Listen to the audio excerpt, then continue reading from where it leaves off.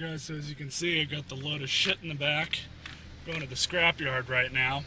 As I was saying in the other video, I have no idea how much they're going to give me for this stuff. Probably not too much, but then again it might be more than I was thinking. And as far as I know, they should be open today.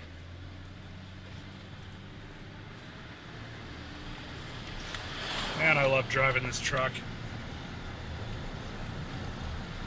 So I'll clip back in once we get there. I wasn't really able to get much of a video from the inside of the place, but I did manage to get money I got from everything right there. But just to show you guys what exactly I got. Had almost 200 pounds, at 4 cents a pound of ferrous metal. And there you can see my tonnage there on the left, fully loaded and then unloaded on the right. Also what we have over here is for the car battery that I had, $3.30. So in total, made $10 and $10.90. Yeah, that's what it was. Sorry, I'm on crack. And then the other $7 or so from the bottles. Also, another kind of quick update. As I said in other videos, I've mentioned that I've been selling some stuff on eBay. Some of the stuff I'm actually not selling, it just happens to be in here. But a lot of this stuff, you know, some of it was trash pick, like these things. These have been on eBay for a while.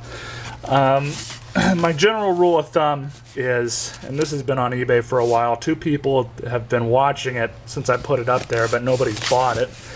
But my general rule of thumb is if it's an auction, I let it go twice, and then I stick it in a box to go to Salvation Army, or what is this? This doesn't have any barcodes on it, so I haven't put this up yet.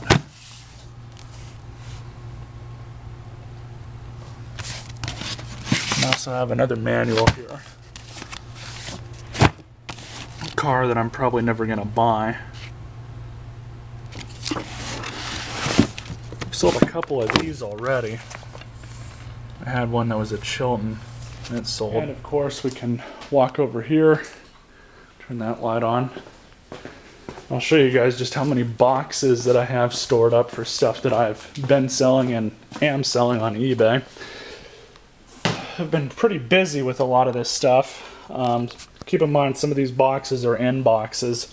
There's also a ton of packing material and stuff. This has some packing material and foam down there in it.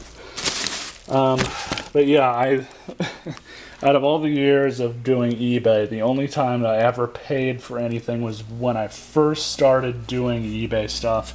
Now, I don't pay for packing material or any of that stuff at all. I get all this stuff from work or, you know, behind a business or something.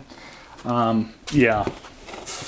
Also, a couple other things that I have up right now is this Harley Davidson patch. Had another Harley Davidson bandana that just sold not too long ago. Let's see, what are these? Got a Chilton for Crown Victoria Grand Marquis and a Haynes for the same car. I sold my Geo Metro cluster, the one with the tachometer in it. Sold it for more than $100, so I was pretty happy with that. I figured that's how much I would get for it, as you know, they're pretty damn rare. This one, on the other hand, has been up just as long, and it's at $30 right now, I believe. I don't know if I have it too high or not. I never really looked into it all that much. But, yeah, that one has not sold yet. But, some more boxes over here. These boxes actually aren't all that great. As you can see, they're just kind of, it's really not made all that well. They just rip really way too easily for me to want to ship them. See that? Really cheap cardboard. Actually, I shouldn't have even picked up these boxes. Probably just throw them out anyways. Another project that I wanted to kind of do was, this horn was off an F5 or 650.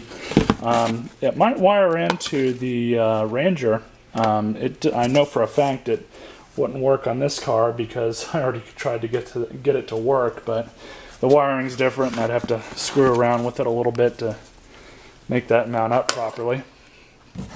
Of course, one of my other projects down there is that ionizing fan. It's actually taken apart, and there's 2 screws that I got to remove out of it that are the triangle bit, and I just haven't gotten that far yet. That was a project that I started Sunday evening, actually. But other than that, these have still been on Craigslist. I had one person email me about all of them, and she even made me an offer, but, you know, of course, Craig's Flakes, they always come up.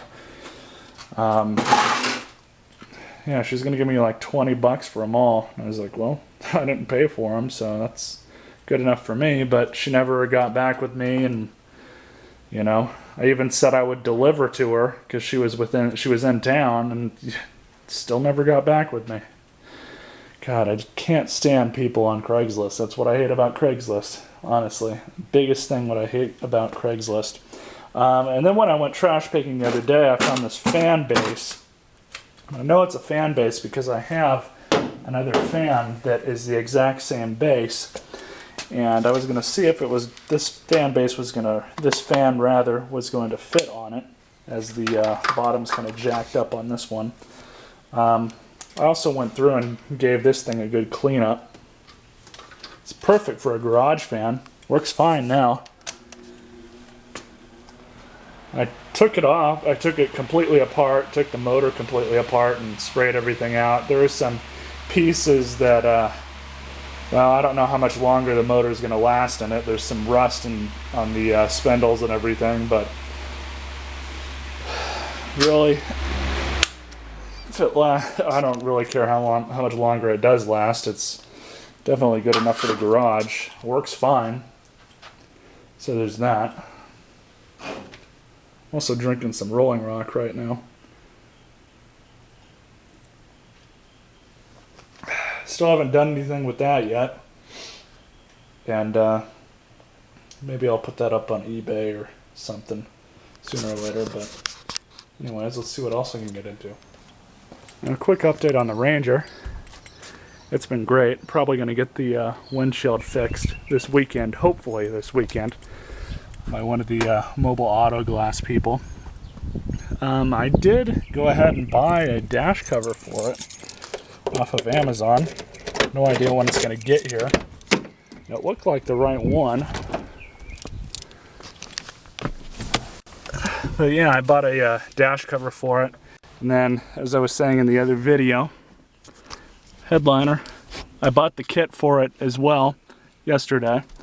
What it is it comes with, I chose the medium package, which comes with 2 yards of the foam fabric stuff, and then it comes with a can of the adhesive, the spray adhesive. So basically, as I was saying, you know, you pull all the bits off, you figure out a way to Mickey Mouse this thing out of the truck, and then you essentially just, you know, rip and scuff the old stuff off, the old foam. The fabric will come off easy, but it's, you know, all the old adhesive and everything else and all the old foam, that's going to be a little bit harder to get off. So once that's done, it's pretty easy. It's actually a pretty easy job compared to how much a shop would charge you to do it, surprisingly. Other than that, it's been a really good running truck so far. Can't really ask for more out of it. There's a few things it needs, as I was saying, but nothing really too big. This car, on the other hand, still been going good. My only real complaint with it is, as I've said before, just the friggin' uncomfortability of the seats. These seats are very uncomfortable on the amount of driving that I do, especially on my lower back. If there's any other seats that marry up with this car at all, I would be really glad to know about them, because these ones really kind of suck. Other than that, though, this car has been going great. 120,000 miles on it now.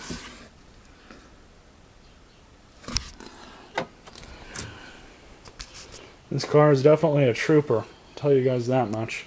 So that's about all I've got for this video, guys. If you got any questions or comments, be sure to leave them. And guess I'll see you guys in the next video. Stay classy.